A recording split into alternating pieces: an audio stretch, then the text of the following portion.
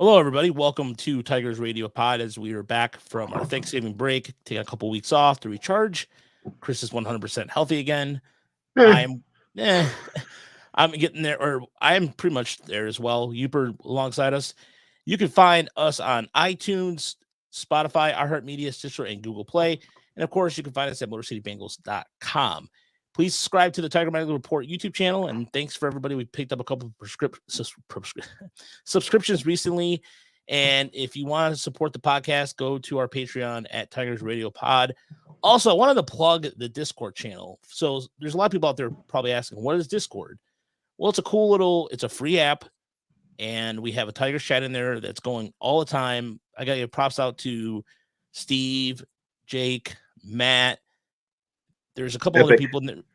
Epic, David Faze. All those people keep the chat going. So if you want to join in there, it's really, I don't want any trolls or anything. So if you're a troll, might as well get out. And I'll put that link in the description. So we thank you for all the support. But before we start the show proper, we here at the podcast want to send our condolences for what happened at Oxford High School here in Michigan. There were 3 pronounced dead. And normally we don't really get heavy with the show stuff, but this is kind of close to home.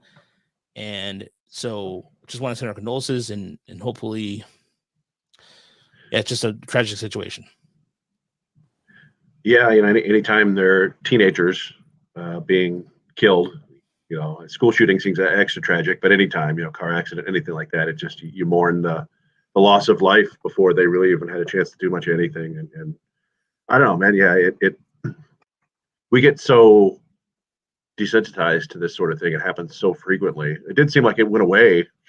That was one of the minor blessings of COVID was people weren't around each other anymore. But, you get kids with their hormones and they're not fully formed brains and their inability to make rational decisions. And unfortunately, this is the sad side effect. And yeah, I can't imagine anything. We're all parents. Nothing worse than getting that news. So yeah, let's go out to anybody who may have been affected in that community or anywhere, really. Yeah, and really, it just affects everyone mentally because it just shows again it can pop up anywhere, any state in the union. And sadly, Michigan got hit today. That's just horrible. I know. I will. Yeah, we're getting off on a super heavy note, but I will say that the first time it really hit me was when my son Harrison, his first year in preschool. They started practicing, they told the kids it's the quiet drill or whatever. They hide in the room and try to be as quiet as possible. The kids are far too young to have any idea what might be happening. Yeah. But that really hit home to me. I'm like, man, this world is not great at times. Yeah. So anyway. Yeah. So there's it's just kind of an awkward transition, but there is a lot of baseball going on as last night. And here's the thing. I go to bed 10:30, 11 because I get up at 6 o'clock every day. So I have to stick to a stringent sleeping schedule, or else I'm just kind of a mess the whole day. So at the same time, I have my phone on my nightstand and do not disturb. But last night I forgot to set it, and I have a watch that goes charged, and all of a sudden it was vibrating so much around 3 a.m. I was like, I just in my middle of sleep, just knocked it down, and I knocked out my phone. And then the alarm goes off at 6:30-ish, 6:15. And I look and there's like 89 notifications of all the alerts that went off with the signing of, at that time, John Morosi of MLB Network said a potential signing. The signing was not finalized until probably 9 o'clock this morning, Chris? Yeah, just shortly before 9, I think is when Evan Petzold, I think, was the first one to say it was a done deal. Yeah, so it's a 6-year deal worth $140 million. And there's a 2-year opt-out clause where Báez can opt out. Is that correct, Chris? Yeah, 2-year, just like the Rodriguez deal. There's an opt-out after 2 years, and it's kind of interesting. We'll get into all that a little bit later, but yeah, the Tigers have given themselves a chance to kind of compete for 2 years, maybe, and then reset. I know it's tough. You kind of want them players to succeed, but if they both do that, then they're going to be gone. And you have to replace them, but.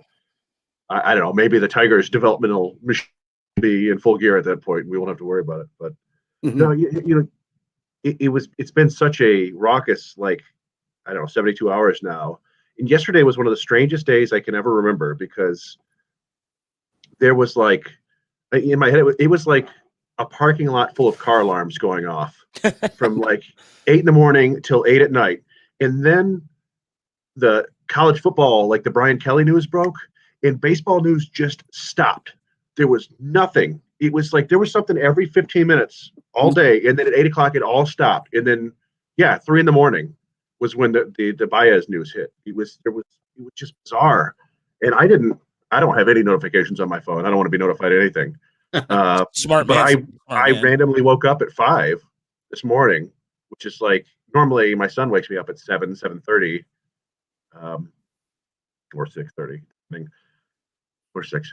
But 5 on my own for no reason, and I checked my phone and I saw the information. There was somebody in our Discord, in our Slack chat, actually. I don't know if it was Gavin or Austin, had mentioned that they got Báez. I was like, oh wow! So I was looking, and so I was compelled to come down here and compose a series of tweets about Báez, because there's been some kind of, and we noticed this heading into this.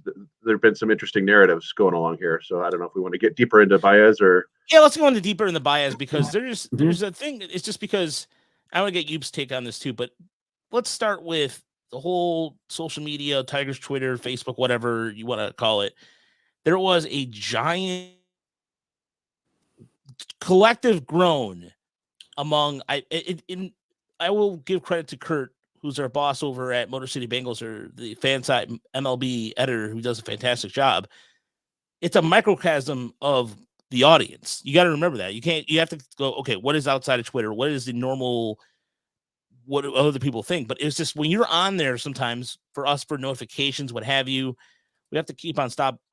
And evening, Walter, welcome to the show. And El Magio, the magician. Anyway, but it's just one of those things where I just wanted to yell at people, just calm down. It is, if I'm not sure if people are being serious about stop being a fan. I know there's one fan who was just disgusted with the whole situation, but in terms of defensive value, his power, the strikeout numbers. Yeah, I don't like the strikeout numbers. No one likes the strikeout numbers. Even Kevin Goldstein of Fangraphs kind of was, it's like, I guess, and kind of thing. But there's a lot to like. And so you're going to look at the market as Correa is going to get more than Francisco Lindor. That is just that simple. If he's going to get 400 million or so, or that's 400 or 40 million or 400 million. Yeah, I did say it right. 400 million. Then that's definitely out of the Tigers price range. And of course, you can't tie what a guy is worth to the team day-to-day operations. Am I correct about that, Chris? I mean, there's a lot of different things there. Like, so we could say now, I don't know if we mentioned it before, I do believe the Tigers tried with Carlos Correa. And I think off the top, it's been a strange situation altogether, because I think if you polled most Tigers fans, and we did over at MCP, we did it twice in 1 year. 7-8 months ago, their preferred shortstop was Trevor Story, followed by Corey Seeger, followed by Carlos Correa. And then after the season, it moved to Carlos Correa, number 1 with a bullet, followed by Seeger, Story, and Báez. And then Yooper. I did this duplicate survey just to make, kind of get the pulse of the fan base. And so I think most people would say that Carlos or Javier Báez was probably their 5th choice. And so to a certain extent, you understand why there might be some disappointment. Everybody had kind of, I've talked about it before, but there are these weird kind of collective ideas that come over fan bases at times. And it's like a meme, I guess, where it just kind of spreads throughout the fan base. First time I ever noticed it, and I'm sure I mentioned this before too, was way back in the NFL draft when the Lions were announcing their new jerseys with black piping or something stupid like that. One of the dumb Malibu Stacy has a new hat things that they do, and it was right before the draft, and the Lions fans in attendance had talked themselves into taking Aaron Curry, the linebacker out of Wake Forest, instead of Matthew Stafford. So they're there at this event chanting for Aaron Curry, And of course, Aaron Curry was out of the NFL in like 3 seasons. He was a massive bust. And Matthew Stafford, we could argue about him forever, but yeah, that was the right choice. And it's just this weird idea. So this laser focus on Carlos Correa as like the only option. I don't know when it started, how it started, and probably as soon as Hinch became, like, hey, this is real. He's doing well. So there's this certain level of disappointment, but that's kind of what we're trying to balance here is the Tigers basically did what we all wanted them to do. If you look, I think they've spent the 3rd most money out of anybody in the offseason so far. That is correct. Yep. Both on a total money given out and average annual value basis. That'll probably mean they also probably pull ahead of them at some point. Still, we wanted them to spend money on free agents, and they've done it. Yep. And Javier Báez is a good player, at times a very good player, and a huge upgrade over what they had. But I guess I understand both sides of this, where like you should be happy they spent this money, but I get it if someone is disappointed that they didn't get exactly what they wanted. Well, Carlos Correa, we all knew for a long time now was going to come in with a massive deal, and he still will. And I think part of what plays into that is the Tigers' low payroll. We've talked about that a lot. And the Illich family fortune, we've talked about that a lot. And the need at shortstop, we certainly talked about that a lot. So all those factors came together, I think, to really drill into a lot of commenters' minds that Carlos Correa needs to be the guy they secure. And I think if you just look at, this podcast, we look at, what we've written at MCB, I would bet we probably wrote or talked about Javier Báez. What do you think? Maybe 10% of what Carlos Correa was spoken about? No. I mean, Chris did an article as a trade idea. I did a kind of review, and I was looking it up before. MCB's done quite a bit on Báez, even when during the possibility Michael Fulmer could go for when he was a Cub, when Fulmer was before the injury. Yeah. So,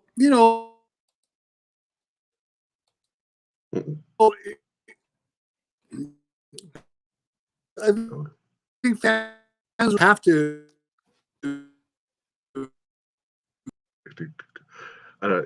You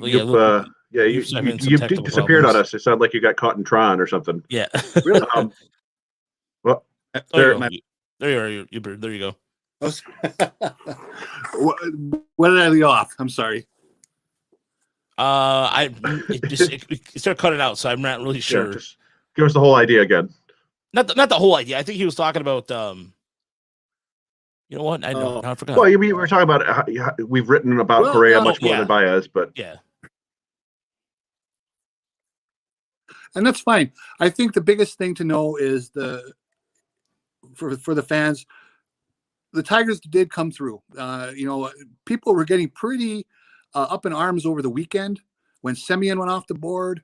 You could see the kind of a little bit of an anti-Báez meme or thread going through Twitter after the Tigers were rumored to have spoken to him. I believe it was last Friday. That came out. For whatever reason, that momentum against Báez kind of built over the weekend, but then it's kind of snapped overnight, right? As soon as he was in the fold, now you saw a lot of the positive takes on him.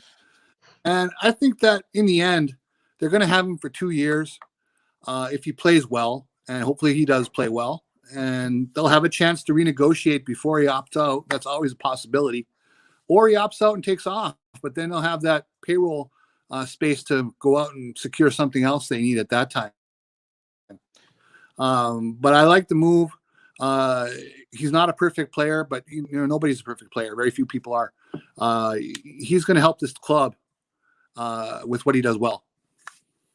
Yeah, and one of the things that I do read about is he's a good clubhouse guy. A lot of his teammates like him and what have you. And then there's, of course, is kind of that weird incident in the past, which, again, I don't know nothing about to just speak on in terms of what some domestic issue, something like that. But I don't know enough about it to speak on it, so I don't want to rather go there. But it's one of those things where it was almost like the sky was falling, Chick a Little. Like that old, it's just because like just everybody was almost announcing they won't be a fan anymore. But here's the thing.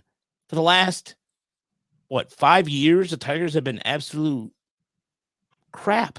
Well, I'm not. Let's honestly, there's no other word to say it. The Tigers have been a brutal watch, and for the first time since I'd probably say since the Justin Upton signing, there's something to talk about. This is the first offseason that you and I, Chris, have done where we were going, wow, there's actual hot stuff. We don't have to talk about the recycled arms. We actually talk about legit frontline players and players that can contribute right away. So I'll take that any day of the week as not only as a podcaster and contributor, writer, or whatever, but as a fan. I mean, it is painful to watch. You go to yourself, okay, you have to rationalize in your head, despite all the injuries to him, that Julio Teheran's going to be a good idea. Even though in the back of your mind, you're going, the injuries and all that aside. And then this idea that you have the God bless Lynn Henning about Ryan Kryler, and then there's fans that support that. But Chris and I have been to enough minor league games this year to know that, again, and even with the news with Rob Manfield, which we'll get to in a little bit, you already know the AAA balls are different than Major League balls. So who knows what's going to happen here? But based off projections on Spencer Torkelson and Riley Green, which we'll also talk about today, there's a lot to like. But honestly, I'd rather not go through another damn offseason where Chris and I have to scour for topics. I really don't want to, because quite frankly, no one cares. If we did the movie podcasting idea, that's great, and we had a lot of fun with it. But I didn't get a lot of listener feedback, which means either they were fine with it or no one cared. So again, I just, this is something. And if for Tiger fans, maybe perhaps younger Tiger, it doesn't matter the age, but stop hating on each other for whatever takes you have. It is stupid. It's obnoxious. And there's no reason for it. If you have your opinion, great. You know what? Don't yell at somebody else for not having one, or their opinion is different from yours. It's BS.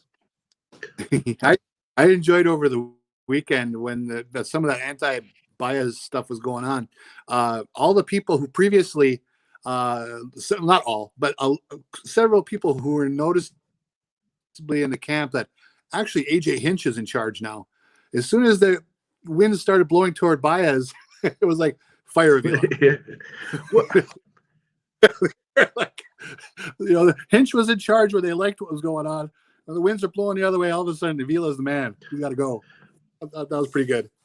Well, yeah, I mean, I think a lot of this, just like much in life, it comes down to the way things are compared to the way that we would like them to be, the way they should be.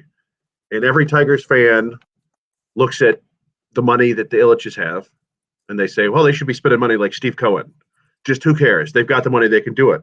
And that would be great. That would be awesome. But they don't want to do that. They're not going to do that. We can wish it all we want, but it's not happening.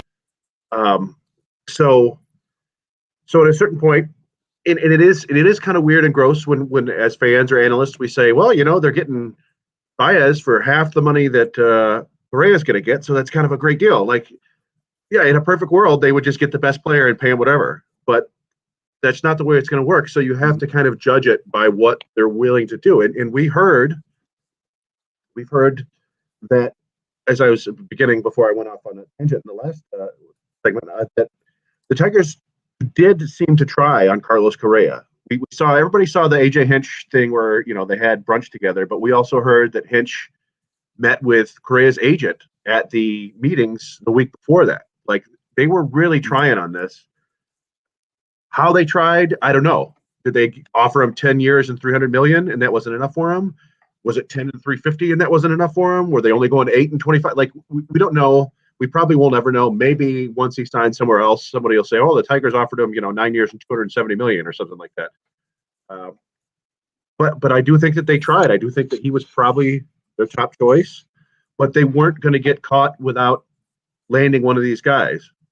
I've said, and this is another thing we can argue about. We've talked before. We don't necessarily have to get shortstop. You've got to get better at a number of places. But it's just kind of telling if you go to like Fangraphs and look at the leaderboard for shortstops, like shortstops don't come on the market very often. That was what's so wild about this year. Like the top shortstop leaders, it's like, Trey Turner, he's a free agent after next year. It's hard to believe that the Dodgers are going to let him go after Seeger got away. You got Fernando Tatis, who signed for like 35 years. You got Xander Bogaerts, who signed for a long-term deal. Brandon Crawford just signed for a couple of years. Players don't come along very often. You have to kind of get one. If you don't have a shortstop, you got to do what you have to get one.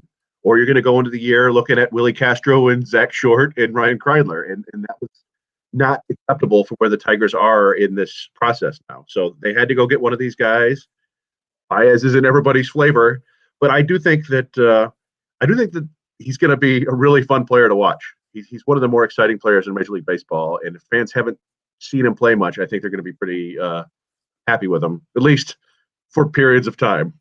Yeah, if there's one thing I want to add before we move on is also this. Now all of a sudden I saw this a couple comments on Twitter about, well, we have to get a new broadcasting team for this new team we're building because I can't stand Matt Shepard.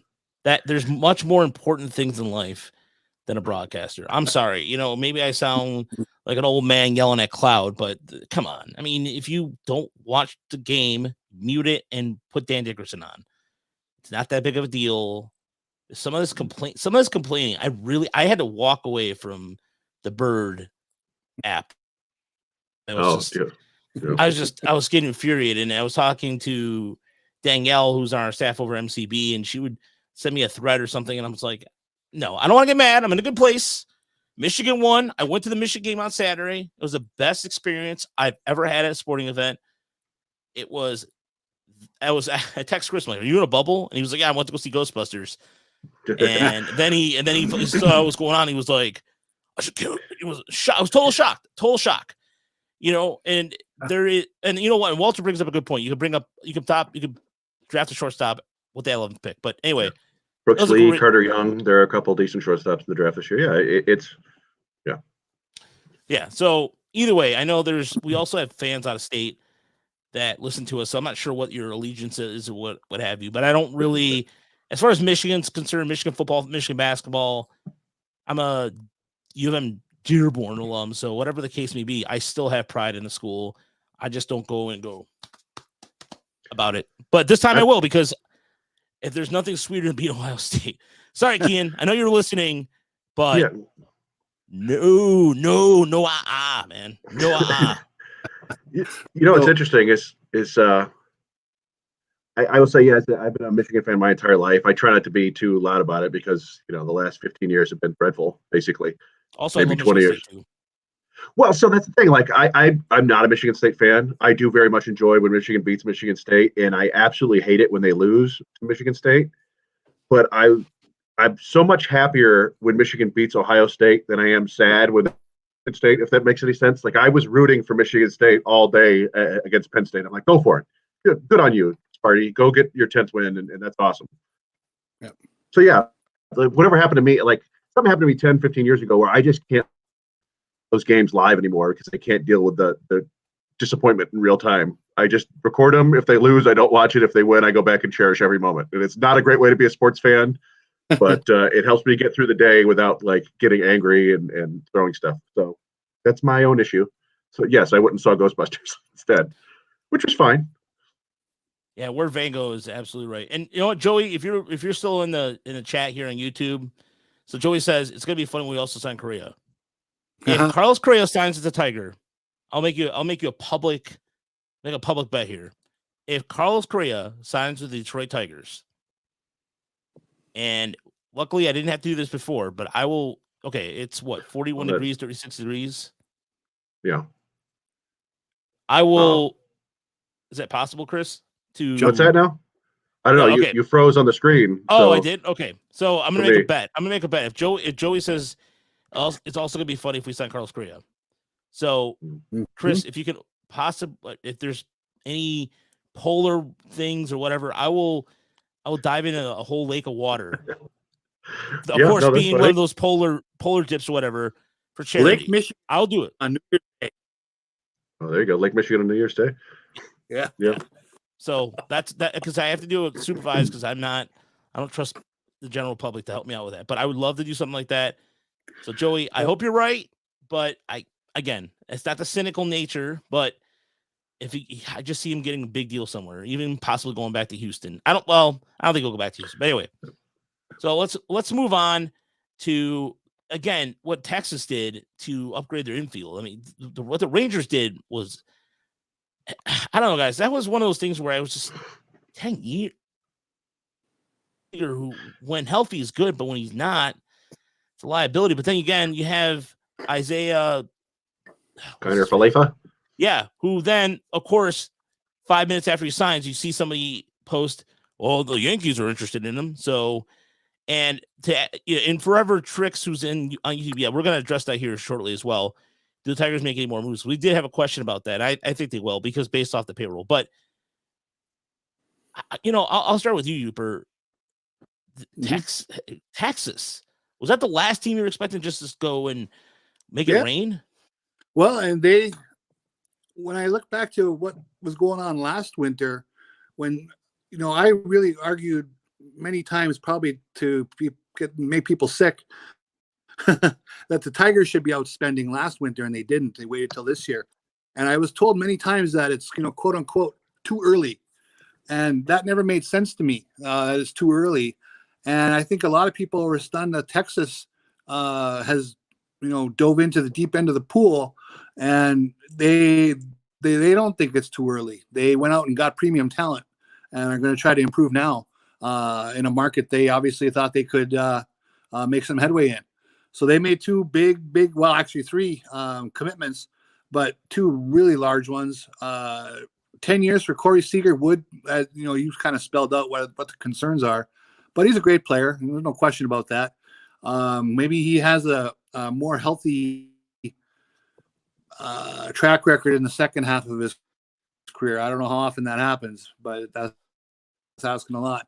I like Semien quite a bit. You guys know that. I was hoping the Tigers would make that their primary target for shortstop. He's a good player, man. He got the power, base running speed. I think he's a solid glove man, despite the error we saw him against Detroit on the 27th out that day. But he's a great player, and I think that 7 years was what surprised me with him. When I wrote something on him earlier this winter, I thought the team that would gamble on a 5th year would be the one to stand out and get him. Well, obviously, I was way short on that. It was a team gambled on a 7th year.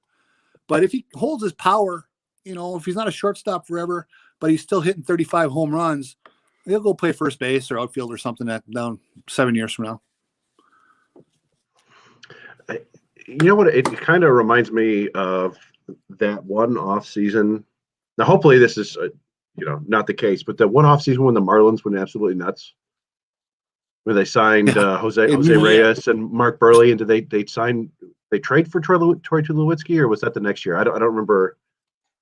But they spent a ton of money for 1 year and then moved everybody again. Like, I'm not saying that the Rangers are going to do that, but it has that same sort of, we got a new stadium, we're a bad team, but we need to make people, invested in this. So let's go all in.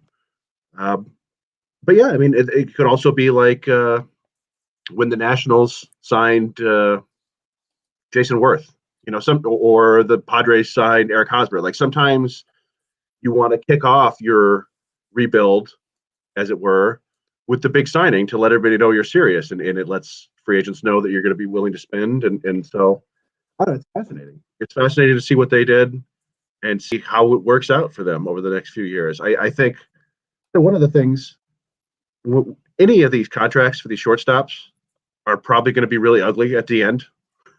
Yeah. I mean, that's the one kind of good thing about the Báez shorter deal. 6 years, heading a month ago, I would have probably told you he was going to get a 4-year deal.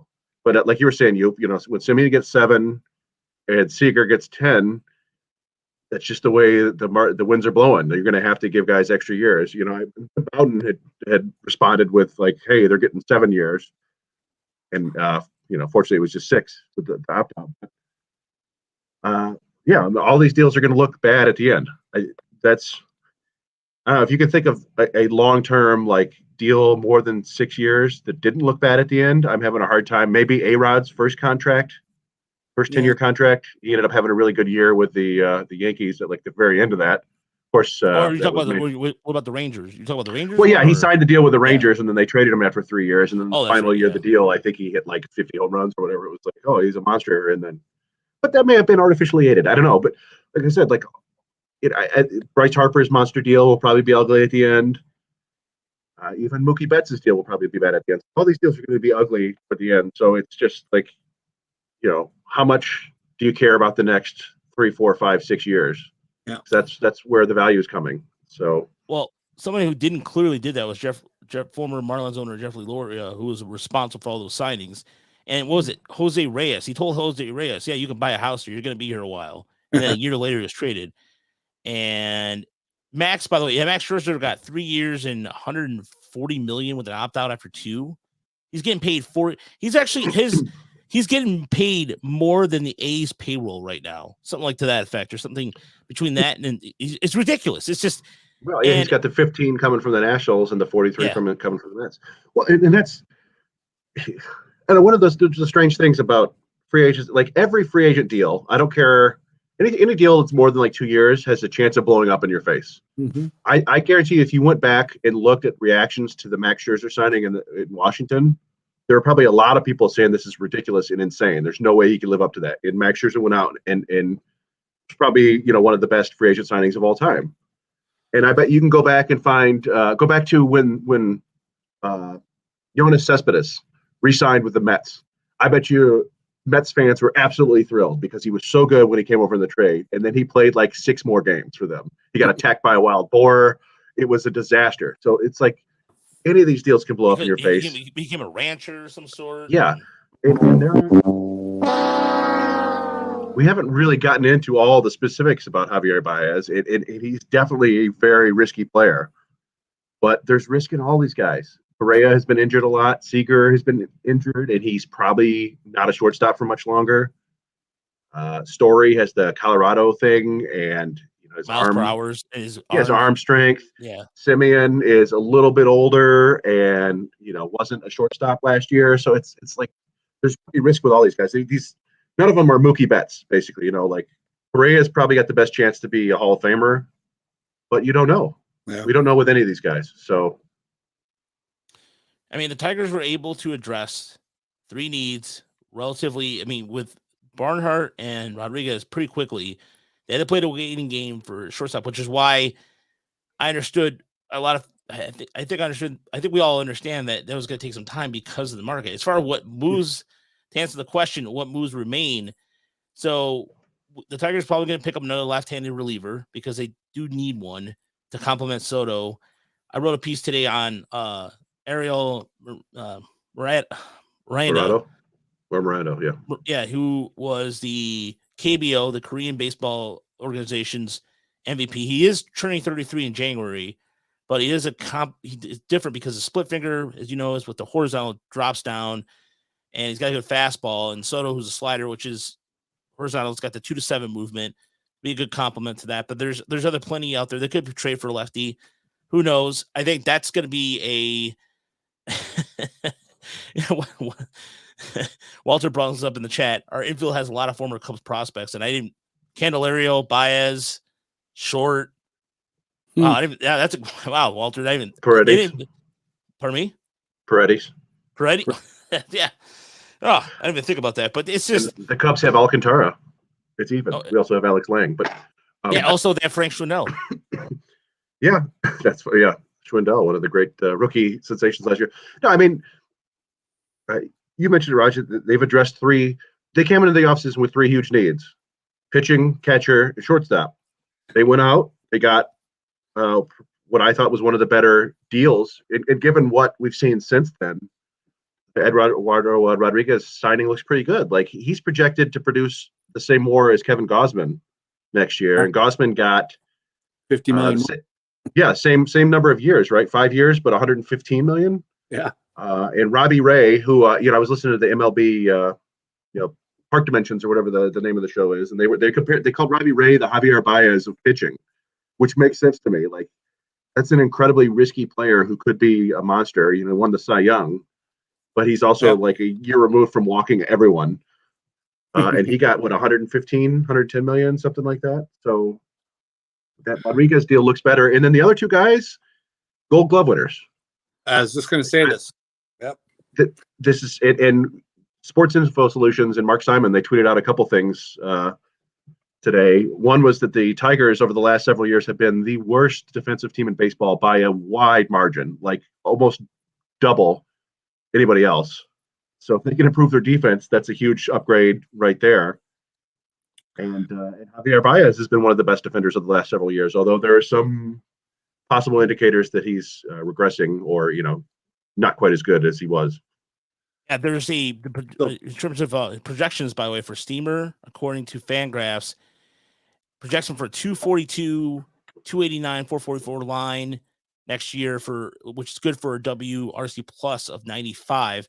And Zips has them as a higher margin. So higher for Zips, they have them projected at 261, 304, 468 with 26 home runs and 80 RBIs and OPS plus of 107 and a WAR projection of 3.1, which I will take any day of the week. I'm sorry if that offends you. You. And by the way, breaking news, by the way, John Heyman reported that the Nationals actually did something and signed Cesar Hernandez. And there's another thing just discuss here. Not discuss, but just want to bring up real quick. The Mariners are talking to Trevor Story and have him playing third. I don't understand that idea. I don't understand that idea at all. But they have JP Crawford, I guess, that they like. I don't know. It is strange. I mean, they just talk about his arm problems too. Yeah, I don't know. I mean, they could certainly use them. The Mariners are, they won 90 games or whatever. But where was Abraham Toro playing some second, or was he playing third when they got? I think he played a little bit of both. Well, they also have Ty France, right? Who was playing? Was he playing second and first? I don't know. Like there were several times when I tried to figure out how to trade with the Mariners, and like, yeah, they seem to have addressed a bunch of their needs. I don't know if Toro moved to the outfield too. I think he might have played center at one point, maybe. I can't think of it off the top right now. No, but as you said, like, so Báez to be worth this contract, he essentially has to produce about 3 WAR a year, which he's totally capable of doing. He did it this year at Fangraphs. He was 4.5, I think, to Baseball Reference. Yep. What was I going to say? I forgot what I was going to say. That's a bummer. Well, the thing with Báez, they also have, and this is a small sample, but you have that second half of the year he had in New York to look at and dream on, because his slash line in New York was pretty tasty. You know what I mean? Yeah. If that's a new normal for him, and there's no guarantee that it will be, obviously, but if it is, if he made some adjustments there that have some some staying power, all of a sudden the Tigers might have the bargain of the winter. Yeah, well, and so I remember what I was going to say, and it's a little bit like you're saying. Small samples can be misleading in both ways, and I imagine the Steamer projections on Báez were so low because of the 2020 season, which was absolutely brutal for him. He barely hit 200. Yeah. I think he was probably dealing with an injury all season. Because he was like, his sprint speed was the lowest of his career. And that's the thing about these projection systems is they work well in the aggregate, but sometimes with specific players, they can get really thrown off. And we talked about this on the phone the other day, Raj, with if you look at the Steamer projections for the coming year, they have Spencer Torkelson with like 2.8 WAR and Riley Green at like 0.9.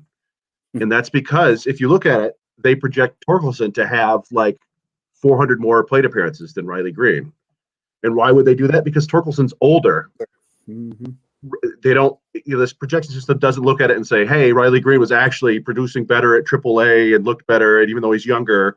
So they're just, you kind of take it all with a grain of salt. And so I think Zip's projection there is probably closer to reality. And ideally, we'd like a good, 4 or 5 win season from Báez. He's capable of that thing, but 3 WAR would be great. It would make him the best player on the Tigers.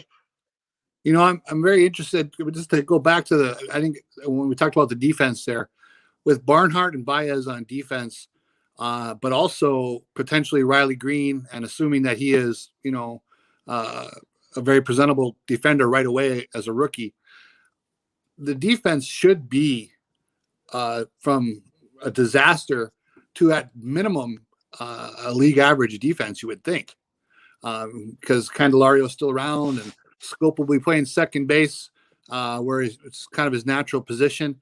I'm hopeful that they have a professional defense behind the pitching staff here, and that it'd be interesting to see what they bring in, if they bring in any more position players, what the defensive rep of that person is as well. But the good news with Báez is he's capable of hitting 30 homers, which the team desperately needs as well. So that was kind of the best of both worlds. Yeah, and one of the things that we forgot to mention, because it happened during our break, was that Cody Clemens and Angel de Jesus was added to the roster. So the roster is sitting at 37. Matthew Boyd was non-tendered today, and so the Matthew Boyd era is over. Everybody else is coming back. And to me, I look at Cody Clemens as a left-handed bat with some power. He was playing the outfield last year, but again, he also thought to strike out a little bit, and we've had him on the podcast before, and I really like him, and hopefully he can contribute as like a Swiss Army knife kind of type of player if we get to the team. But I mean, in all honesty, I think they should go after a second baseman or some sort of infielder that has maybe defensive first capabilities, because if you think about it this way, Miggy wants time at first base, no doubt, and that's fine. But I also think they're going to see Scope more at first base this year than we did last year, because it's a long season. And if Cabrera's healthy, you want him as healthy as possible in this lineup, with Báez included, because it adds another layer of protection. We saw that Miguel could still hit. His swing mechanics changed last year. We saw more power from that. However, I still think that they should go after another out, like Yooper. I'm still with you about the outfielder, because again, you worry about Badu being like somebody said on Twitter, well, they already have enough outfielders. Yes, but a couple of them are unproven. Riley Green is not a sure. I mean, Riley Green will be a sure thing. Don't get me wrong.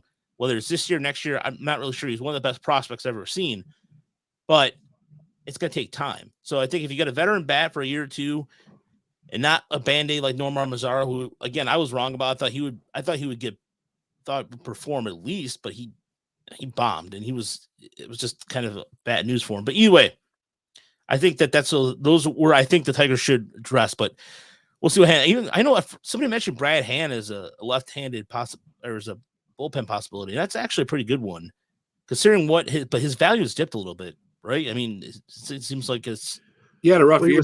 He was hurt too, wasn't he? Oh, Chris Taylor's a good idea. Joe, let me just say this. Chris Taylor is a fantastic idea. Would love him in a Tigers uniform. He hasn't been rumored to come here yet, but Walter again. Go ahead, Chris. I'm sorry I interrupted you. No, I was just mentioning I thought Brad had been hurt. But yeah, he's relatively young, and there's a lefty. It would be interesting bullpen arm, and I think. Yeah, we got a bunch of questions. And a lot of them are kind of along the lines of what we wanted to talk about anyway. So I don't know if you want to go through those right now, or if there's anything else we wanted to hit before. Before we get the questions, I want to hit the Rob Manfield thing that you tweeted out earlier that came from Fanside. And one of the I don't know, Chris, this is one of those stories where you hear there's going to be more layers to it. But I'm in utter shock. I mean, he's under what Rob Manfield today did was absolutely. I mean, there was an explosive, again, Business Insider broke the story. So you have to have a paywall, but we did get some little information. Great job by Gabrielle Starr, who we've had on the pod. And what uncovered was that she's the physicist, Dr. Meredith Willis, analyzed over 100 balls from 15 MLB ballparks and found that Rawlings, who's been part of the whole thing, went back and forth on making two different kinds of baseball. So, in essence, after the season began, with the decreased offensive numbers and several no-hitters, MLB went back to juice balls. And so the MLB admitted the whole thing was, the production delays and all that, but you would think that makes sense. But then what she brings up too is the baseballs are marked for a batch of numbers. So Willis noted that several of the balls had batch numbers postseason that post-dated the MLB switched to Denton balls. Oh, I'm sorry. A little immature moment. But either way, it is very, and she quoted a scout saying that the big breach of competitive integrity. Yeah, definitely. And a lot of guys have cost their job. You saw the whole sticky baseball situation and just some of the stupid ideas about the playoffs. I don't know what the hell. Does he just go and do you talk to his like a friend of his or something that doesn't know baseball? Hey, let's put 15 teams in the playoffs. All right. What? That's what the owners want. He represents the owners. They want that playoff revenue. No question. To make up for with the minimum going up. Yeah, well, it's always there's always like a crazy like a fox. The owners, if they have more, they say, well, yeah, we'll give some leeway on free agency and so forth if you give us more playoff teams. And the result of more playoff teams, of course, is it's easier to make the playoffs, which means you don't have to spend as much money on players, and so you're back to like ground zero. So, yeah, I mean, it's going to be. I do think they'll eventually figure it all out, but it doesn't seem like it's going to be anytime soon. And yeah, Rob Manfred, this story, I've only seen little snippets of it. If what is in it like, legit, true, and verified, like it does seem like something that could lead to him being ousted. Because if they really said give the less lively balls to teams in games that don't matter as much, like Kansas City and Detroit, like Kansas City versus Detroit, and the livelier ball, that's absurd for 100 different reasons. And somebody pointed out like the gambling implications because gambling's everywhere now. But think about somebody like Nico Goodrum, who was non-tendered. If he's, does he get non-tendered if he hits 5 or 6 more home runs with a livelier ball? Maybe, maybe not. But that's like you're talking about. There are dozens of players who probably are out of a job now because of this stupid baseball. Like, which should be the most fundamental uniform thing in the sport. And the commissioner is just like, hey, I don't care. Here's some beach balls. Here's some super balls. Here's it's ridiculous. And like I said, if all this can be verified, then I think he probably should go. It'll probably lead to a class action lawsuit by some of the players like Nico that you mentioned. People who are had a bad year this year and were driven out of the league. You could see that happening. Why not? I think over the years, so you go back over the last few decades, there's always been talk about MLB as messing with the baseball. Years where home runs are up, home runs are down, whatever. But you've never heard the fact that it's not uniform across the league. I mean, it's one thing to change the ball and not tell anybody during the offseason as long as everybody's using the same ball. Right. But this is just outrageous, really. I mean, it's the idea that they thought maybe they could keep that a secret in today's world is mind-numbing because that's just not going to happen. Maybe 20 years ago, 30 years ago, they get away with it. We've seen like for like each of the last 4 or 5 years, it's like Rob Arthur, Ben Lindbergh, and Meredith Wills. They all like, hey, the ball's screwed up again, like every year. Yeah. The baseball cannot slide this by them. And you know what? And one of the things that and Walter brings up too, the idea of picking opponents. Do you realize the insanity of that idea part of the postseason? You realize it's basically at this point, it's the big markets are just slowly walking away, and the small markets are screwed. I've said essentially 3 times. Sorry, redundancy. I look at a team like, for example, Cleveland, who doesn't spend any money. The Guardians will not probably spend any money. If they do, it's going to probably be a small amount. The Pirates are making signings, but it's just, filler, what have you. It's going to be really between the haves and the have-nots. I hate to say it that way. It sounds cliche, but it's just these teams have too many resources. The Dodgers, the Yankees. It's easily going to be not fun for teams. I hate to say it, in the Midwest. I can't even imagine if that baseball was used in certain divisions, like, the AL Central when the White Sox were getting good, but you ruined also pitchers too. I mean, what if this is a long-term effect on injuries and they have to get surgery and their livelihood is gone because some dick in New York wants to change things to make other people richer? That's all. To me, that's all it is. You can't. And it sounds like conspiracy hat theorists. And we had, I think it was Jake on Twitter mentioned that tinfoil hat. No, it's not tinfoil. There's a lot of evidence here. And you picked a sport where it is for over 100 years, all types of intelligent people, just these smart people have always been involved in baseball. Physicists, the science of hitting by Ted Williams. There's scientific terms when it comes to baseball. How the hell are you going to fool that? That's so stupid to me. Well, here's another one that just occurred to me. We talked about Andrew Heaney, or Heaney, again, I don't know how to pronounce his name, the other day. He, Dodgers, people were like, what? Why the Dodgers gave him, $8 million after? Yeah. Yeah, so he has a lot of interesting, good things about his pitching profile, except he gave up a ton of home runs, particularly when he went to go play for the Yankees, who maybe were using a more lively ball to have more fun games. And Especially maybe the Dodgers knew about it and nobody else did. Like maybe the Dodgers have their physicists on the case. Like the amount of issues this raises, it's absurd. Here's what I was thinking of. Did the teams know what balls did they have a little of each in their store? Yeah. And could you potentially let your pitchers pitch with the dead ball and their pitchers visitors pitch with the live ball? That'd be like the old Metrodome fans blowing in theory. Like it opens up all of this. Yeah, it's everything. Any crazy thing you can imagine until they prove otherwise is possible. Yeah, the possibilities of shenanigans are through the roof, and it's ridiculous. We shouldn't have to deal with this sort of thing. Here's an Inception kind of premise here. How does it affect the offense numbers for the Rockies? Like, think about it, like at home. So they're using a lively ball versus it's like your brain starts exploding on the possibility of that happening in Colorado.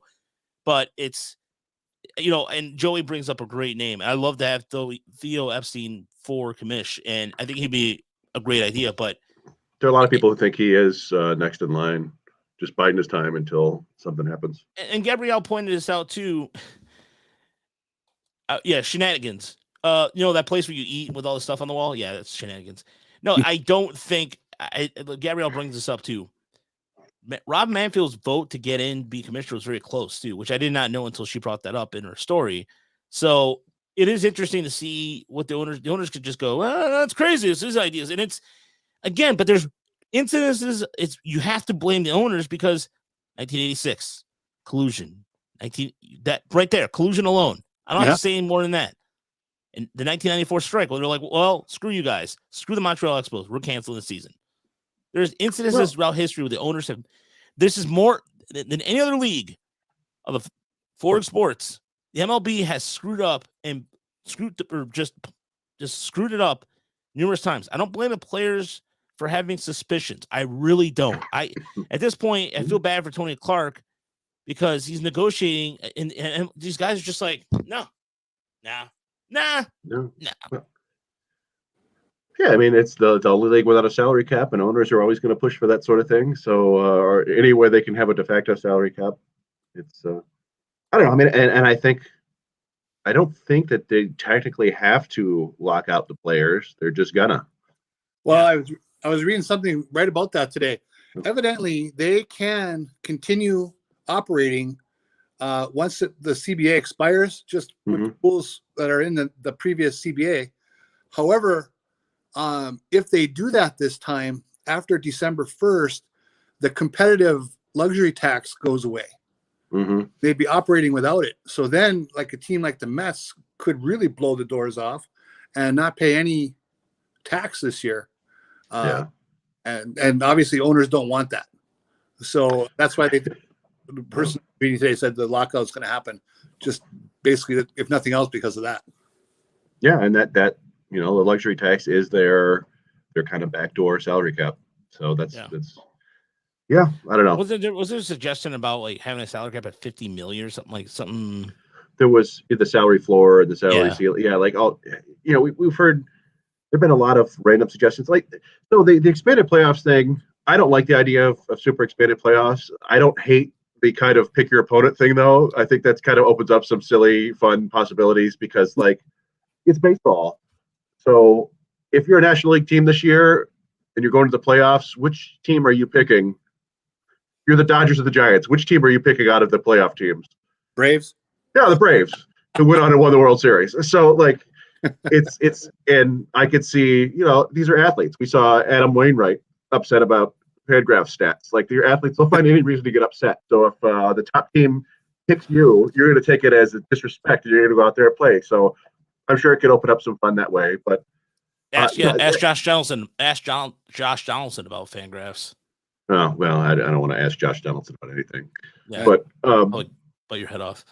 No, I mean, there've been a lot of discussions about like playoff reseeding, all sports and things like that, because I do think that the one thing that maybe teams don't like about the playoff format is when a team goes out and wins 108 or 110 games or whatever, and then loses because it's, a bad matchup somehow in a 3-game series or 1-game series.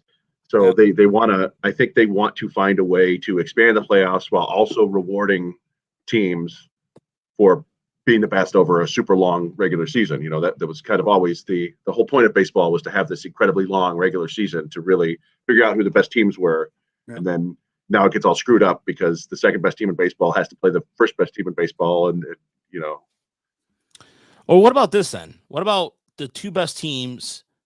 So you have 6 teams getting the playoffs in each league, right? You do like wild card where you have.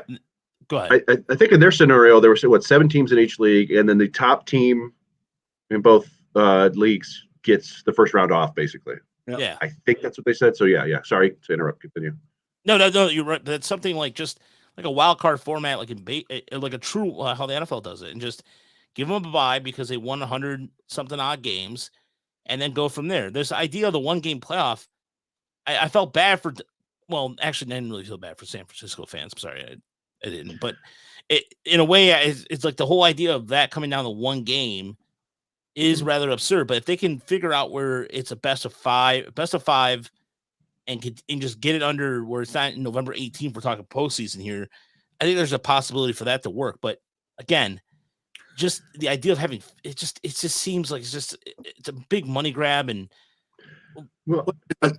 owners don't care. When you expand the playoffs, there's going to be a year where someone leaks into the playoffs with 82 wins, and they're going to beat a 101 win team in the first round, in a very short series, and it's going to seem stupid because obviously the 101 win team is way better. But that's baseball, and the owners aren't going to care because they're going to pocket a lot of cash. Right. Yep. All right, so we got questions, Chris. We have a lot of questions. Yeah, lots and lots of questions. The first one I saw. Thank you, everybody. By the way. Yeah, was from Buddy at Michigan. Said any chance they buy Miggy out after this year? Should they? We spent a lot of time on this. That doesn't seem like the Tiger style to me. I think it's possible, depending on how, like, if they are out there and exceed all expectations and win 90 games, but Miguel Cabrera is a huge drag on the lineup, I suppose it's possible. I think it's more likely that he just kind of takes on that Albert Pujols role that we saw with the Dodgers this year, basically, where he's almost a lefty, only faces left-handers and is only kind of a late inning pinch hitter kind of role. That seems more likely to me than him cutting him. Yeah, I would say the one is if he wanted to go, maybe they would accommodate him. But otherwise, I think he, and I've started writing about him in 2019 already. Things are slipping, but I think he showed enough this year where he can hit enough singles and a couple of doubles here and there, where they're just going to bite the bullet and float along with him as long as he's relatively presentable. Yeah, I think so too. The Tigers seem like they've always been loyal to their players, and I remember Carl Skeen when he was here talking about how the reason why he was signed here was because the way the Tigers treat him, the front office always treated him. And for Cabrera, I think it's the same thing. If he gets his 3,000 hit, which he should quickly, I think if he could still contribute like he did last year, but maybe just give him, I think less games for him might work to keep him healthy. If that's the case, I know the big man wants to play every day, but it really depends on his health. Well, yeah, I think we all kind of thought that Miggy was energized a little bit by the team playing better last year. And theoretically, the kind of player he is right now, kind of a little bit of a Singleo or Ordonez hitter, as it were, that might actually work better this year if you've got Green on base and Torkelson on base and Baez around you. Like, the Tigers' offense might be upgraded enough for where he might even be more effective, at least from a traditional standpoint. He might drive in more runs. So I don't know. It'll be interesting to see. He's almost you're almost going back to the baseball card stats that we cared about when we were kids, right? He hits 275 with 18 homers and 85 RBIs. Yeah, not bad. Yeah, I take that in there for that. Yeah, and you know what? And Walter brings up a good point in the chat too. He could see them wanting ticket sales for a farewell tour for 2023, where like Mario Rivera would get maybe a rocking chair or whatever gifts that teams would. The rocking chair thing cracks me up, but whatever they decide to do. So, and he's deserving of that kind of farewell. I mean, this is one of the great hitters of all time. So that would be cool to see. Next question we had was from our old buddy John Lumpkin. He said, "What's the next signing? Do you see any Tigers trades?" What was that, Chris? You cut out there. I'm sorry. What's the next signing? Do we see any Tigers trades? Oh, okay. I think there's a trade. I think there's going to be a trade. I think to what extent? To maybe for a starter, but I will say a left-handed reliever or a potential. I mean, Marcus Stroman is still out there. Where he's going to go? At this point, unsure. Again, he got in some really fit for the Cardinals to me. Yes, and Cardinal, and he was rumored to be with the Cardinals too. Somebody mentioned something on Twitter about that, but again, internet detectives. I'm guilty of that with the whole Robbie Ray thing just recently. Doesn't work out, but honestly, I see a trade, and I will say a left-handed reliever. That's my official guess. If the Reds are truly looking to move one of those starting pitchers, I could see Detroit having enough in their minor league system to tempt the Reds. Whether it's for Tyler Mahle, he's pretty good. I watched him pitch once or twice last year. I think that would be a pretty nice young arm. Yeah, people are going to mention Castillo, but I think he's going to be way too expensive. I don't think they're going to go for him. 2 years remaining of control. You'd have to kind of gut half the farm system for him. Castillo. I don't see it. He's got a cool name. Yeah, for sure. I think one of the things I was thinking about tonight is, we talked about Cabrera, his deal's done in 2 years. Rodriguez and Báez have these opt-outs after 2 years. There's a possibility the Tigers could have set themselves up to make, I don't think they're gonna, but they could theoretically make one last really big splash. I don't think Carlos Rodon is probably getting long-term contract offers right now. They could go out and say, hey, Carlos Rodon, here's $20 million each season for the next 2 years. With escalators and various things, based on innings pitched. And that could be a huge difference to their team. Rodon's a guy capable of being like a 6-WAR pitcher or throwing 4 innings, whatever. But they could do something wild like that. They might be able to do that.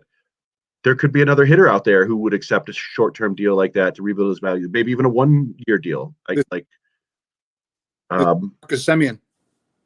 Yeah, like what Semien did last year. Yep. I think that's possible. I do think that and this is one of the next questions.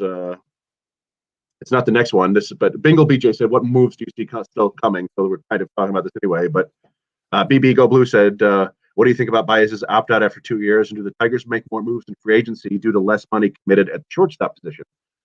So that's kind of what I was getting at right there. I do think it does feel kind of like the Tigers. In my head, they've got like 10 million more to play with. Maybe I'm off base here.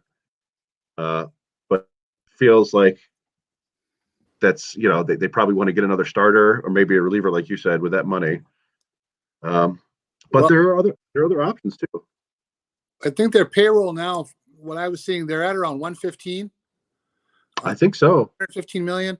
Last year, league average in MLB was about 134, I believe, 135. And then all playoff teams were about 165. Okay. So to me, there's no reason why Detroit has any excuse to be below league average. So if you use those numbers, they got about 20 million to spend. Also, consider you mentioned Sonny Gray is a good idea too. I think Sonny Gray would be a good back end of the rotation. But again, one thing to consider is one team that's been quiet in their own division is Minnesota. Minnesota's been mentioned to a couple big names. They haven't signed anybody yet outside of that Brian Buxton deal, which is basically putting him with no full trade clause, as he's going to be probably a twin the rest of his career. And when he is healthy and it was a guy who changed his swing for more power. He's dangerous. He's one of the best bats, just pure speed. Even when the speed's gone, there's going to be power there. And so Buxton, that was a good move by Minnesota. But in terms of, they still have to address the rotation. They still have to, they've been talking about getting another infielder. And Minnesota's farm system's pretty good too. So they have pieces there. They have a deep farm system. Don't count on Minnesota. I really believe that you can't count the Twins. The Guardians are going to be the Guardians. Again, I don't know what the Guardians are going to do, if they're going to do anything at all, but they still have pitching. They still have a good farm system. Oscar Gonzalez, by the way, was an outfielder that I hope the Tigers get a flyer on. He was in their system, good power hitting guy. We'll see what happens there, because Nick Plummer signed with the Mets, but instantly regretted that decision when Sterling Marte signed with the Mets. But anyway, I'm just speculating, of course. The Mets are probably going to make some trades. I don't know. I didn't see if they non-tendered, Dominic Smith or JD Davis or anything like that. But no, one of the other options that I know Tigers fans probably don't necessarily want to hear, but if they could go and sign another starter and then trade one of their 3 young arms for a player at a different position. We talked before about Ketel Marte. Yeah. You want to go get another outfielder. There's a guy you could do. And so they do have a lot of options now, and they have some payroll flexibility. So real quick before we go to the next question, did you see, I laughed to you out loud when Nick Castellanos was talking about an 8-year deal, and the Marlins are like, yeah, we're good. Thanks. Yeah. I mean, shoot your shot, I guess, but he's a guy I could see doing another one of those 1-year deals. Although you would think after the year he had that somebody would give him multiple years. Somebody's going to need a DH. Yeah. So in my head, I was like, the Rockies are a disaster, and they seem to want to try. They're supposedly were in on it with Trevor Story, and they're trying to make moves for Chris Bryant. I'm like, Nick Castellanos at Coors Field would be kind of fun for a year. I mean, that gigantic outfield stumbling all over the place would be funny, but also he'd probably hit 40 home runs there. So, I don't know. There's still, that's what's kind of wild about this offseason is there's been so much movement, but there's still so much more to come. Like, Carlos Correa is the #1 guy in the market, and he might not sign until March. Just tonight, all these guys are going to be non-tenders. There's going to be a whole new floating around. And knows what's interesting there. Like, one name I saw that I like potentially, he bombed after the trade deadline this year when he went to Atlanta. But the reliever, Richard Rodriguez from the Pirates, he just got non-tendered by the Braves. So he's going to be out there. It's interesting. I didn't see that. Yeah, I mean, he's one of those weird dudes who he doesn't throw very hard, and he throws all fastballs, but somehow, the angle and the spin or whatever he got away with it for a while. Yeah. That would be somebody who would interest me, and probably get him fairly cheap. Chris, go ahead and I'm looking to see if there's any non-tenders that I'll keep going. Go ahead, Chris. We got AB Craig said, would you guys rather have Báez now or a 50-50 shot at Correa Story after the lockout? It's a tough one. I believe that Story and Correa are the better players. And so, I'd like to have the better players, but like we talked about earlier, the Tigers really couldn't afford to miss out on all this. And, if you're waiting through the lockout, you'd have that kind of creeping sense of dread that they might. And it's nice to know that they just have that position taken care of for now. Yeah. And they can, pursue other things. So I don't know. I'm 50-50 on that. What about you guys? Well, I would agree for the most part. I'm fine, actually. The bird in hand, is good. And they got to me, a very affordable deal that should loosen up. If they have a budget in mind, that should loosen up some cash for them to target elsewhere. And to be honest, they still should have a 50-50 shot at Trevor Story if they want. They have the money available to do it. I mean, if they, there's no reason why he couldn't fit somewhere into their infield. Obviously, I don't believe that's going to happen. But, when you say, they have upwards of $20 million possibly of payroll flexibility, it's probably actually more than that, if we want to be honest with the current finances in MLB. So they really shouldn't be out of the running for anybody who they think can improve their team, in my opinion.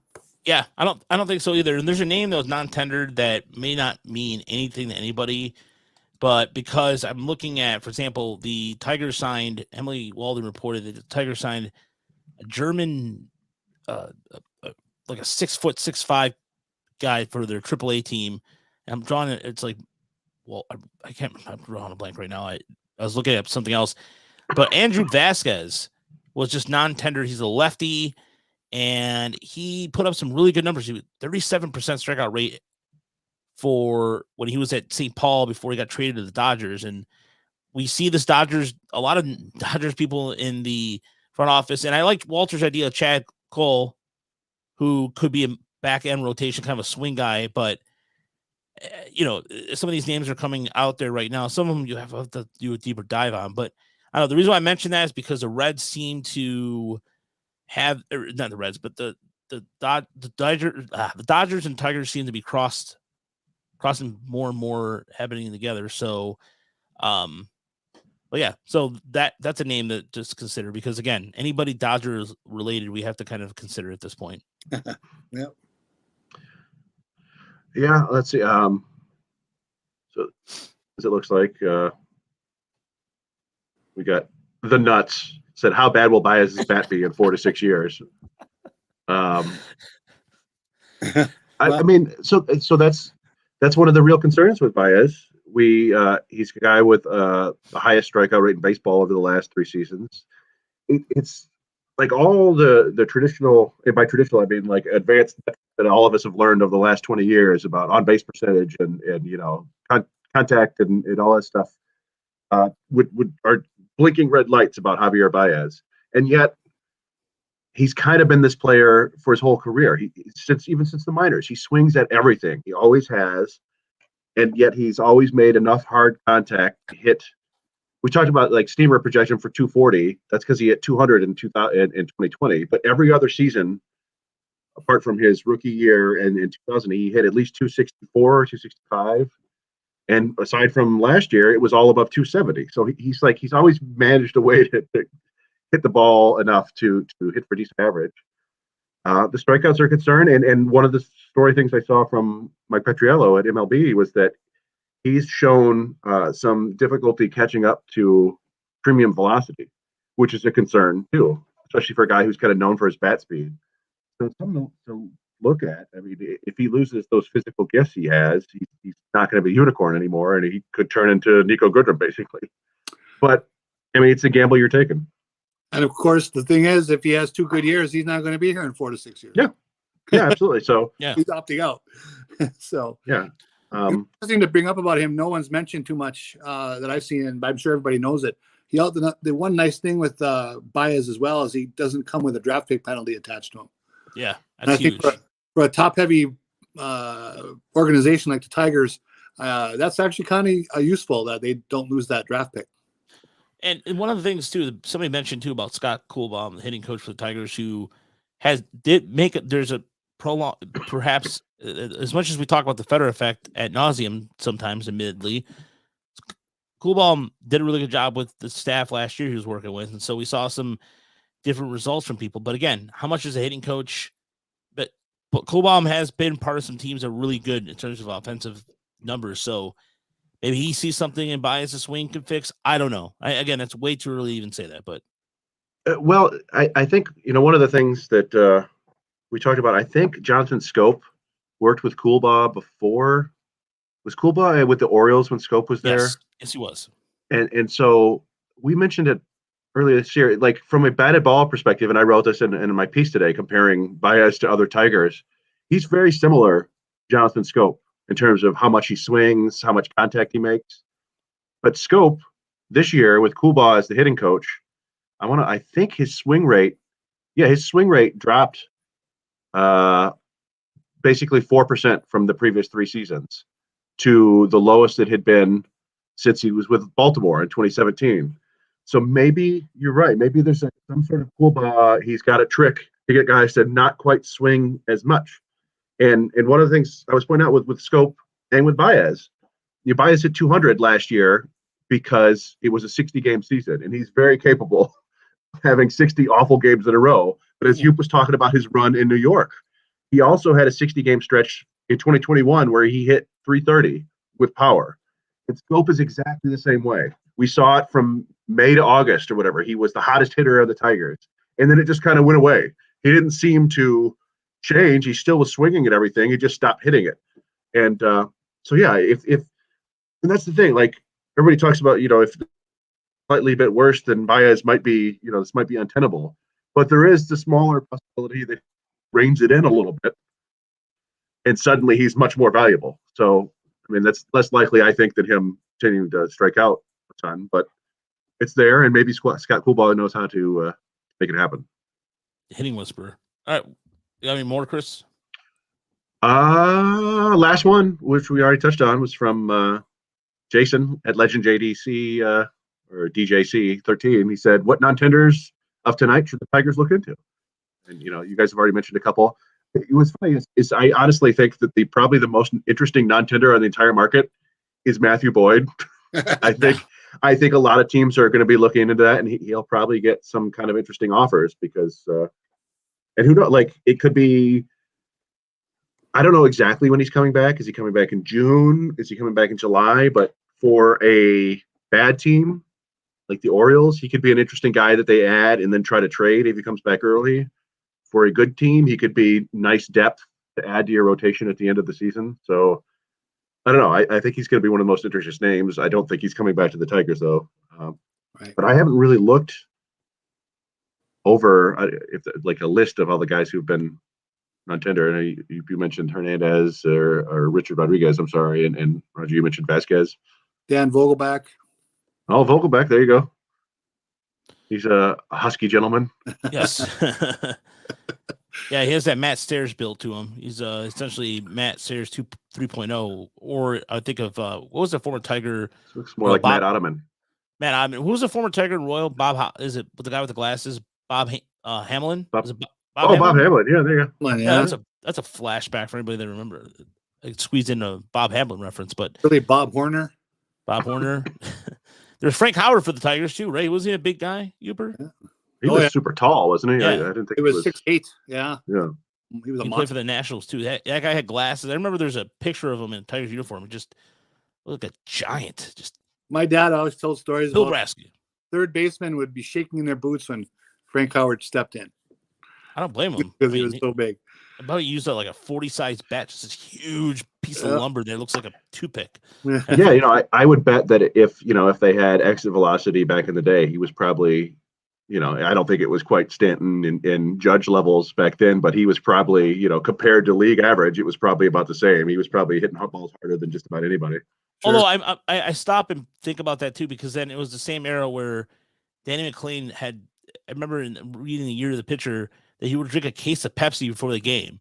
So there's some dietary habits that back then, like I can see Frank Howard just eating a bucket of chicken and 2 Cokes and just going, I'll be fine. Or what? I don't know for sure, but handful of greenies and yeah, there you go. Ball 4. Chain smoking between at bats. Yeah. It's a different game. Doc Ellis throws a no-hitter with some PCP and yeah, who knows what? Bill the Spaceman Lee. I mean, there's a reason why they call him the Spaceman. Anyway, so our friend, friend of the podcast, Mark Gorish, did ask me to talk about outfielders. Why I think they should. So really, now that my man is off the market, Starling Marte, I still think they should add some offense, primarily because the offense was so bad last year. If they can find a bat, that would be really helpful. I think even though the Tigers have a lot of guys in their outfield, none of them are beyond replacing if they got the right fella. Obviously, I'd love to see him get Chris Bryant and stick him in left field, but that's probably not going to happen. So now we're looking at Chris Taylor. Great player, can play him all around. Certainly can play the outfield. He's fine. The other one I was looking at a little bit is Conforto. I'm sure he's for a little bit. That's my choice. Yeah. He's looking for probably a little bit of a longer deal than maybe Detroit will want to do, but and he's coming off kind of an icky year, but I think he was a little. He would be certainly the kind of guy where Javier Báez is striking out a lot and never walking. Conforto could be planted in the lineup and be kind of a counterweight where he's drawing quite a few walks and hitting for a little bit of power. And this is the guy I suggested last year, and I think they should go after him again. It's Eddie Rosario. I mean, he's a free agent, and he hasn't re-signed with Atlanta, so that'd be good. But and you know what, Walter, and this ties in the outfield question. The question is on YouTube. I joked about it, but could the Javier signing help bring in another big free agent? It would be pretty great to have Story and him up the middle. It does seem like a pipe dream.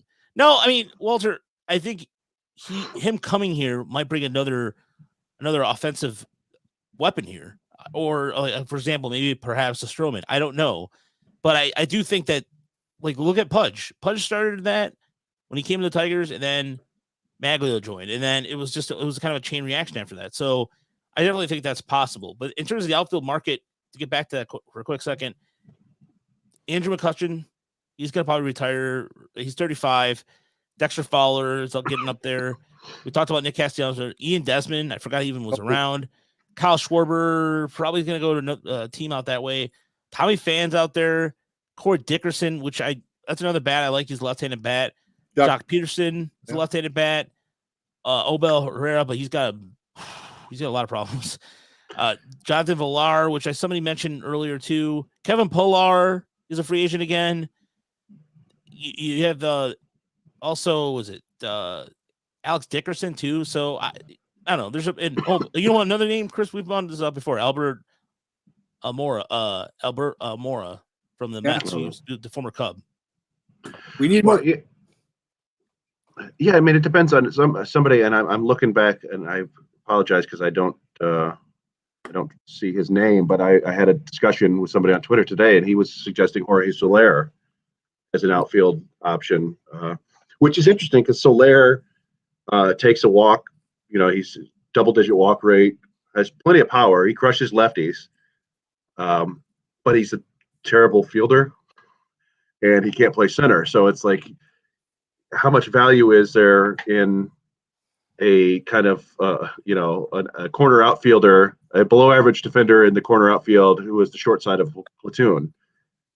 Yeah, if anybody can maximize his value, it's AJ Hinch. So that might be somebody that you look to, but I don't know how much you spend on a guy like that who's going to get 250 at bats at most.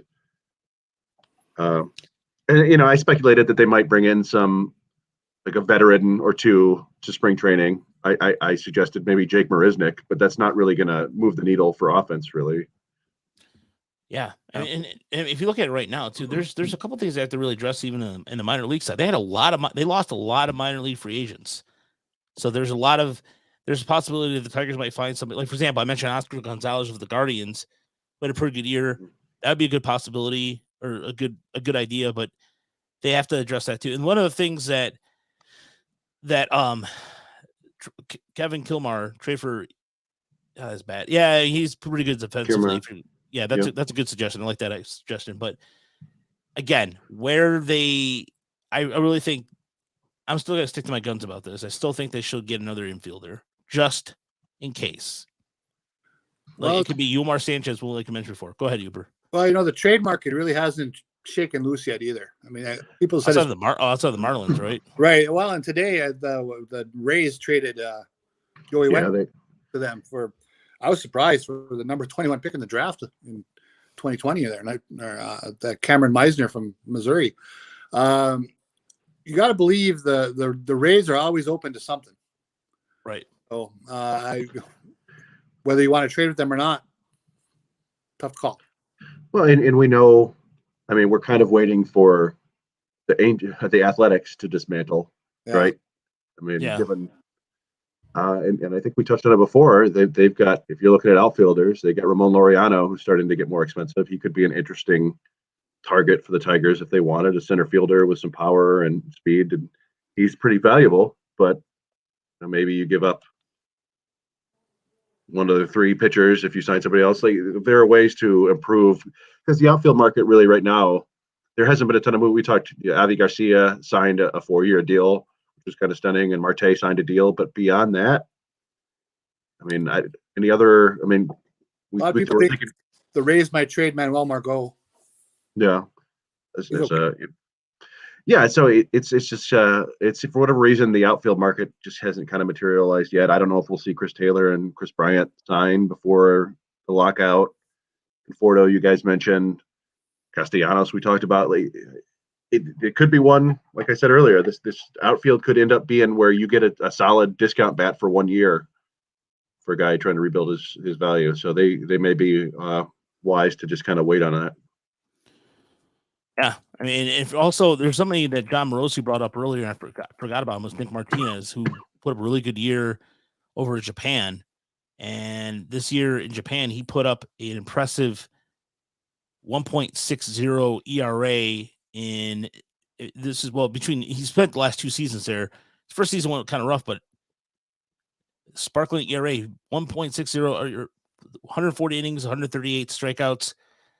That's a possibility in terms of even like for maybe as a reliever. But again, I don't know if he would be a reliever here, whatever the Tigers want to do on that. But anyway, that's a name that John Morosi mentioned earlier that I want to throw in there, the pot. So, but yeah, I mean, right now, as it stands, the CBA expires tomorrow at midnight, or is it? I believe tomorrow, Wednesday at midnight. Yep. So we should see a flurry of activity. So if the Tigers do sign anybody else, we'll probably do a quick emergency. I don't like the cliche emergency pod, but then Eric Castellini said something like, "This is an update podcast," and you're right. Okay, so we'll do another podcast and not that. But I do want to mention that tomorrow we're gonna have a minor league player. I'm not gonna say who because you always jinx it. But Chris, Jake, and I will be talking to a Tiger minor league player. I'm not gonna say who, but it's a name that you should know will know. So I'm sending that confirmation details and all that. We'll be posting tomorrow, and that I think will not be streamed live. So but again, I don't know. We'll see what happens. I'll have to talk to the powers that be with that. So thank you so much for all the comments and questions. The comments and questions were fantastic. It's absolutely. It's good to be back. It's good to talk hot stove. And it's good to have the Tigers in a competitive balance, and however you feel about the shortstop signing, again, doesn't really matter. Just take a deep breath and realize the Tigers are in a much better position now than they were at the end of the season. And so, yeah, again, thank you for everybody for contributing and what have you. And you can find all our work over at MotorCityBengals.com. Also, we've been slacking on the videos and Tiger Minor Report, admittedly, but we're gonna get back into December. If there's no baseball in December, we're gonna crank them out just because. And also, we're selling shirts. Like, listen here. We don't sell a lot of shirts. I'm giving you deals all the time. You guys don't buy shirts. All we want, the reason why we're doing this deal right now for shirts and our hoodie is simple. The money, we haven't named a charity yet because I'm trying to see people will buy it. Go every day, check the site, check a little t-shirt thing. Nobody buys anything. Come on, guys. Seriously, $15 for a shirt or $30 for a hoodie. And proceeds will either go to a cancer society or the PACE, which is an organization in southwestern Michigan that is near and dear to myself. And the reasons why is because when my father had dementia, they did a really good job of taking care of my father. They bust him around, and they were a fantastic organization that goes by donations. And again, first-class people. And my sister did a little thing for him, or Chris might have something. I don't know. Or Yooper might have something. I don't know. Either way. Whatever money we have now till the end of December will go to a charity. So if you have a charity in mind, just let us know. And you're right. It is good to be positive, but also realistic. That is the way our podcast will be. So myself, I'm Rogelio Castillo, sign me, Yooper, and Chris. We'll talk to you again soon. Again, we hope to talk to you soon if the Tigers do make another move. And also take a break from Twitter. Take a little minute for the break from that. Just clear your mental head. Go and do what I did today. For an hour, I just went to the gym, put my phone on Do Not Disturb, and cranked out some Tears for Fears. Why the Tears for Fears? Everyone wants to rule the world. I don't know. Maybe that whole Rob Manfield thing. But anyway, any final words, gentlemen? No? Okay. Nope. Where's the money, Lebowski? All right. We'll see you next time.